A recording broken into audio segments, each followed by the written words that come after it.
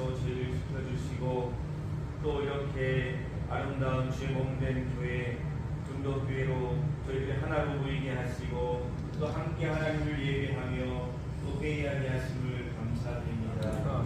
하나님께서 우리를 택하여 주시고 하나님의 계획 가운데 불러주셨사오니 아버지의 뜻을 이루어 드릴 수 있는 우리의 공동체가 되게 하여 주옵소서. 하나님 믿음과 소망과 사랑 가운데 그 가운데 제일이 사랑이라고 말씀하여 주셨습니다. 우리가 연합하여 서로 더 뜨거운 이름으로 기도하옵나이다. 아멘. 하나님 말씀은 우리 손자호 목사님께서 본문 말씀 읽으시고 하나님과 친밀합시다라는 말씀으로 우리에게 귀한 말씀 주실 줄 믿습니다.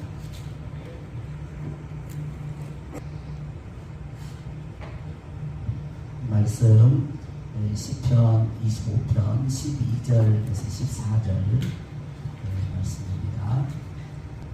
같이 한번 읽도록 하겠습니다. 시작. 여호와를 경외하는 자 누구냐? 그가 택할 길을 그에게 가르치시리로다. 그의 영혼은 평안히 살고 그의 자손은 땅을 상속하리로다. 여호와의 친밀하심이 그를 경외하는 자들에게 있으며 그의 언약을 그들에게 보이시리로다. 아멘. 얼마 전 리더십에 관한 책을 읽는데 이런 내용이 있었습니다. 하나님의 합당한 리더가 되려면 무엇이 필요할까요? 대부분의 사람들은 비전, 카리스마, 용기 또는 그 외에 많은 것들이 필요하다고 말합니다. 그 말도 맞습니다. 하지만 하나님의 뜻에 합당한 리더십은 그것보다도 더 깊은 데 뿌리를 두고 있습니다. 그것은 하나님과의 관계입니다. 이것이 핵심 요소입니다. 하나님과의 관계란 그분과 사귀고 그분을 예배하고 그분의 말씀에 귀 기울이는 것입니다. 하나님의 뜻에 합당한 리더십이란 그분을 따르는 것입니다. 그러면서 이제 고린도서 11장 1절 내가 그리스도를 본받는 자가 된 것 같이 너희는 나를 본받는 자가 되라. 이 말씀을 킹제임스 역에는 본받는을 따르는 그렇게 번역을 해놨습니다. 그래서 내가 그리스도를 따르는 자가 된 것 같이 너희는 나를 따르는 자가 되라. 이걸 인용하면서 이렇게 있어요. 실패한 리더는 주님과의 관계는 건너뛰고 계획과 목표, 위임 같은 것으로 넘어가 버립니다. 그러나 주님과의 관계보다 더 중요한 일은 없습니다. 제가 장담할 수 있는 것은 주님을 따르는 일에 진정성이 없는 자는 형편없는 리더가 된다는 것입니다. 정말입니다. 모든 리더의 실패는 주님과의 관계에서 실패한 결과입니다. 저는 이제 이 책을 읽으면서 주님을 따르는 일에 진정성이 없는 자는 형편없는 리더가 된다. 모든 리더의 실패는 주님과의 관계에서 먼저 실패한 거다.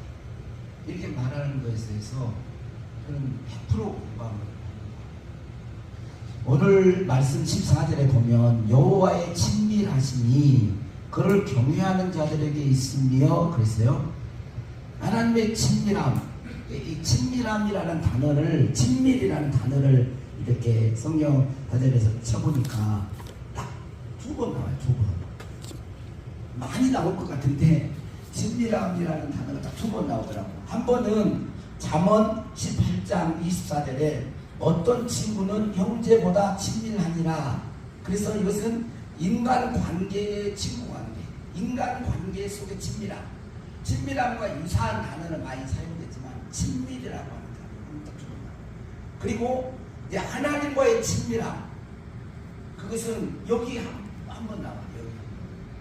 그러니까 우리가 하나님과의 친밀한 관계를 맺으려면 오늘 본문 말씀을 잘 살펴봐야 합니다. 왜? 한 번 여기 나왔습니다. 14절에 보니까 여호와의 친밀하심이 누구에게 있다 그러죠? 그를 경외하는 자들에게 있으며 그랬어요. 하나님은 하나님을 경외하는 자들을 친밀하게 대하신다는 것입니다.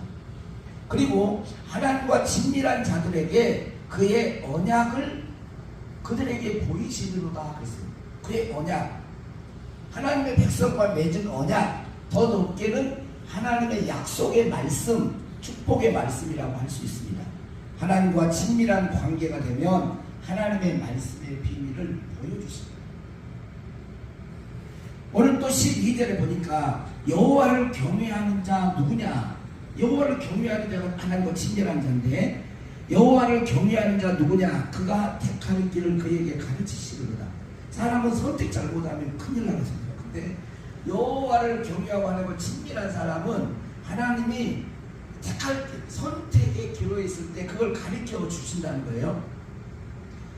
가르쳐 주시고 인도해 주시고, 그래서 또 13절에 보니까 그의 영혼은 평안히 살고 그의 자손은 땅을 상속하리로다.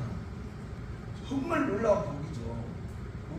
선택의 기로에서 하나님이 가르쳐 주시고 또 그의 마음과 영혼은 평안하고, 그리고 땅을, 그의 후손들이 땅을 차지하게 되니까 얼마나 놀랍고 큰 축복인가요? 그래서 하나님을 경외함으로 하나님과 친밀한 관계 속에 살아가는 사람들에게는 하나님의 언약 말씀을 계시해 주시고 깨닫게 해 주시고 그들의 갈 길을 가르쳐 주시고 영원히 평안히 살고 자손들이 땅을 상속하게 되는, 저는 목회를 하면서 이 땅은 나그네 길이고 그래서 하늘의 소망을 줘야 된다 이렇게 축복꽃을 거의 다 맞췄어요. 그런데 이제 갈라디아서에 보면 우리가 믿음의 조상 아브라함의 후손이잖아요. 근데 아브라함의 후손들은 땅의 상속자가 돼요. 아브라함은 영혼 천국에만 복이 있는 게 아니라 이 땅에 살면서도 하나님의 복을 받았더라고요. 그래서 이 땅을 상속한다는 말은 땅을 기업으로 얻는다는 걸 알겠어요? 자, 중요한 것은 그러면 여호와를 경외하는 것이 무엇이냐는 거죠. 여호와를 경외하는 것. 여러분, 요즘 우리 한국 교회에 제일 큰 문제가 뭐겠어요? 많은 여러 가지 있지만 여호와를 경외하는 것입니다. 경외심이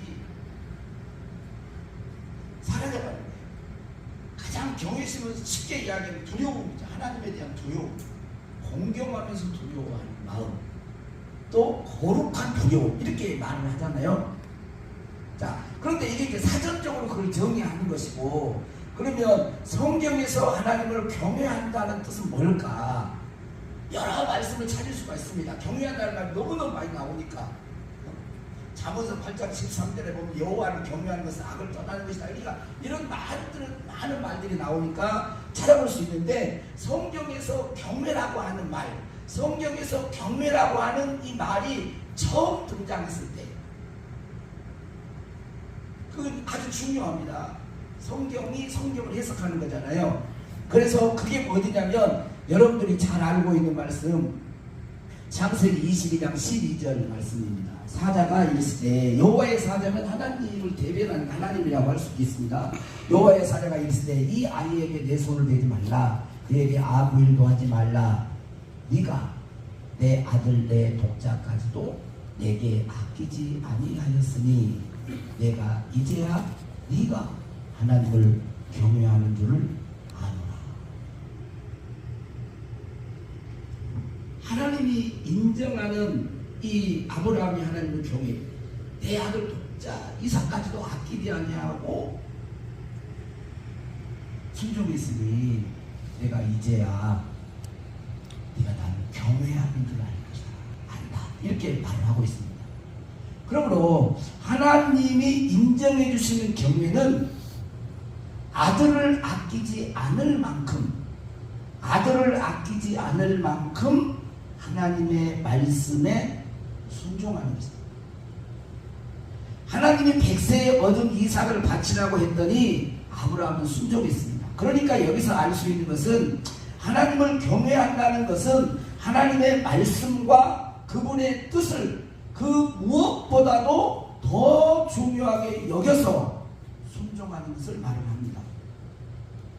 하나님을 경외하는 것은 성경을 많이 읽어서 말씀을 많이 알고 있는 것도 아니고 기도를 많이 하는 것도 아니고 교회에서 봉사를 많이 하고 전도를 많이 하는 것도 아닙니다. 그 이유는 기도를 많이 하고 성경을 많이 읽고 알아도 봉사를 많이 해도 하나님의 말씀과 뜻대로 순종하지 않는 경우가 있기 때문입니다. 이런 것들이 하나님을 경외하는 결과로 나타날 수는 있지만 이런 것으로 하나님을 경외한다고 말하지 않습니다. 하나님 경외는 뭐냐면 하나님의 말씀에 절대적인 순종, 세상의 그 어떤 것보다도 하나님의 말씀을 더 중요하게 여기고 거기에 순종하는 것입니다. 아멘. 그게 경외예요. 하나님이 인정해 주시는 경외. 그럼 오늘 우리들은 어떠니? 우리들은 교회의 리더자들 아닙니까? 우리들은 어떤가요? 저와 여러분은 세상의 그 어느 누구보다도 하나님의 은혜와 사랑을 입은 자라고 할 수 있을 것입니다. 하나님의 은혜와 사랑에 올바르게 믿음으로 반응하며 살고 있는지 여러분 기록된 말씀에 순종해요.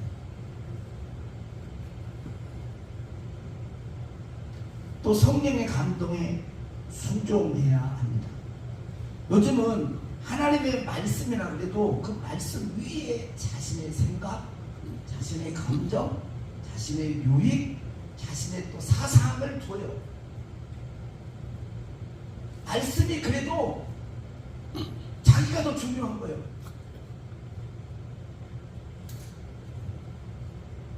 그래서 고린도후서 보면 하나님을 대적하여 높아진 모든 생각과 이론을 그리스도께 사로잡아 복종시켜요. 이게 신앙이죠. 신앙.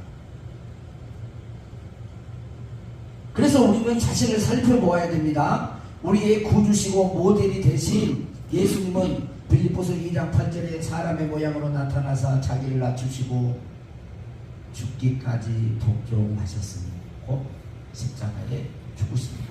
히브리서 5장 7절에 그런 육체에 있을 때 자기를 죽음에서 능히 구원하실 이에게 심한 통곡과 눈물로 간구와 소울을 올렸고 그의 경건하심으로 말미암아 들으심을 얻었네.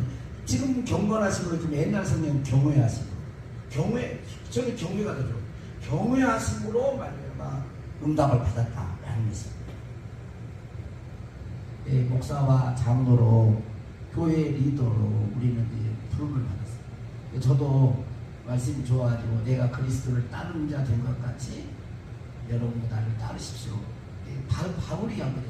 바울이 무조건 자기가 가는 게 아니고 본인이 예수님을 그대로 따랐다.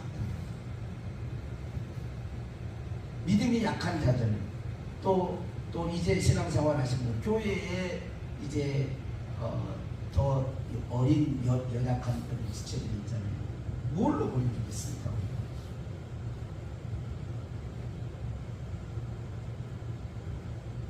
예수님을 우리가 보고 예수님을 닮아가면서 그 모습이 그들에게 또 비춰주는 거예요.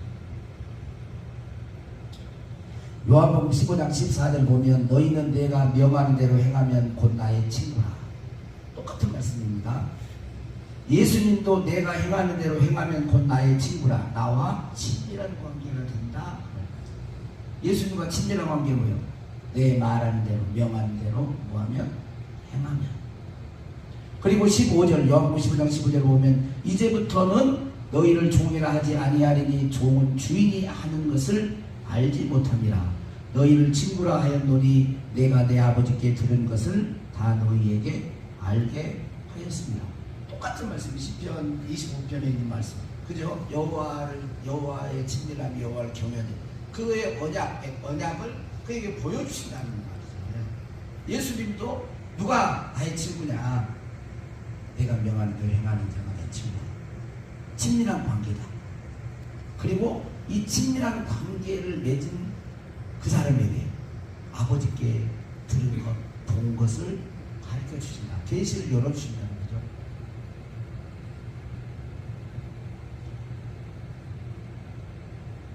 자, 왜 예수님은 아버지께 받은 계시 보여준 것을 이 친구에게 이렇게 보여줄까요? 가르쳐 주실까요? 왜 그럴까요? 답은 그러겠죠. 알려주시면 그대로 순종하니까. 네? 알려주시면 그대로 순종하니까. 내가 뭔가를 지시했는데 이 사람은 그대로 순종해. 그럼 또 해주고 싶고 또 해주고 싶죠. 근데 알려줬는데 자꾸 안 해. 그러면 이제 말 안 하고 싶잖아요. 저 교인들 이렇게 보면 뭐좀 이렇게 해서 막 저는 강요하는 그런 스타일은 아닌데 우리한테 안 듣잖아요. 한 번, 두 번까지는 하는데 세 번, 네 번은 참 어렵더라고요. 근데 또 어떤 사람은 자기 기분에 따라서 자기가 기분 좋으면 하고 기분 안 좋으면 안 해. 그러면 또 상표게 되죠. 왜 예수님은 그랬고 하나님은 그럴까? 바로 명하는 대로 가르쳐주면 감동 주시면 말씀하시면 그대로 해나니까. 그러면서 더 친밀한 관계 속으로 들어가는 거예요. 저는 20대 중반부터 목회를 시작해서 지금은 이제 60대 초반이 됐습니다. 목회 이제 마지막 타임인데 어떻게 목회를 해야 될까 고민이 좀 됐어요. 그런데 최근에 들어서 늘 있는 거지만 실천을 못했지만 실천 못한 분들을 보는데 뭘까? 하나님과의 관계. 하나님의 관계를 진짜 그럴 수가 있다면 독자 아들 이삭을 아끼지 아니하시기까지 말씀에 순종했던 것처럼 그럴 수만 있다면 나머지는 하나님이 하신다고 저는 확신합니다. 아멘. 하나님이 하세요. 그 나머지는 우리가 걱정할 게 아니에요. 왜냐하면 내가 주님과의 관계만 바르게 하면 대부분 여러분 목사님들이시고 또 사역자가 부름을 받았고 또 교회 장로님 계시고 그러잖아요.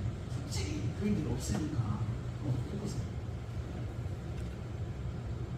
이것 되면 다 됩니다. 하나님 창조주이시고 전능자이시고 우리를 사랑하실 때 자기 아들을 아끼지 아니하시고 내어주기 전에 사랑하시다. 뭘 못하시겠어요? 저는 그런 믿음은 있어요. 근데 하나님 편에서 문제가 아니라 항상 제 편에서 문제가 있더라고. 문제가 터지면 내 편에서 문제가 있는 거예요. 내 편에서. 이게 하나님과의 관계, 이 친밀한 관계가 정말 제가 여기를 이제 처음에 2000년대 왔을 때 진짜 오갈 때에도 없을 정도로 진짜 어려운 그런 상황에 왔었거든요. 근데 그때 마음만이 두 마음은 안 된다. 두 마음. 한 마음입니다. 한 마음. 그것은 진정성의 문제죠. 하나님은 모르실까요? 다 아십니다. 네가 여기도 마음을 두고 있고 이쪽도 그러는구나. 알아요. 안 속아 하나님은. 근데 좀 부족할 수 있어요. 우리가 부족할 수 있습니다. 그러나 내 수준에서 진정성 있고 양심을 그리고 진정성 있게 하나님 앞에 하나님을 알고 싶어하고 하나님의 뜻에 순종하려고 한다면 하나님은 저는 분명히 가르친다고. 그리고 거기에 합당한 열매를 주십니다. 열매를 주세요. 오늘 이쪽 오숙지역 교회 앞에가 우리 이쪽에는 오숙교회가 이제 큰 교회지만 거의 이제 비슷하잖아요. 얼마나 힘들게 이렇게 목회를 한다면 열정은 있는데 일일마다가 또 쏟아버려요. 근데 지치지 않습니다. 안 지쳐요. 뭐만 하면 하나님과의 친밀한 관계가 되면 지치죠. 아무리 큰 산이 있어도 안 지쳐요. 근데 조금만 돌멩이만 있어도 퍽퍽거리고 지치는 것은 어디가 있을까요? 관계의 문제예요. 하나님과 관계의 문제. 이게 안 되면 누가 교인들이 목사님 왜 그래요? 이 말도 그냥 시험이 들어. 얼마나 힘든지 몰라. 근데 아무리 해도 내 안에 하나님이 계시면, 성령님이 계시면 다 이깁니다. 힘들 수는 있어요. 갈등되고 막 고민할 수 있어요.